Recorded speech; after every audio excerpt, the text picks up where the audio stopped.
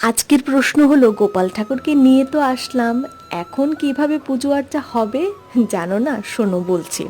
গোপাল ঠাকুরের কখনোই প্রাণ প্রতিষ্ঠা করতে হয় না। গোপাল ঠাকুর যখন ভক্তের কোলে আসেন তখনই নাকি ওনার প্রাণ প্রতিষ্ঠা হয়ে যায়। আসলে গোপাল ঠাকুরকে আনার পর প্রথমেই ধূপ প্রদীপ দিয়ে বরণ করে নেওয়া হয়। তারপর গোপাল ঠাকুরের সঙ্গে সম্পর্ক স্থাপন করা হয়। যেমন ধরো, অনেকেই আমরা বন্ধু হিসেবে দেখি, সখা হিসেবে দেখি, অনেকে আবার ভাই হিসেবে কিংবা অনেকে আবার পুত্র হিসেবেই গোপাল ঠাকুরকে গ্রহণ করেন।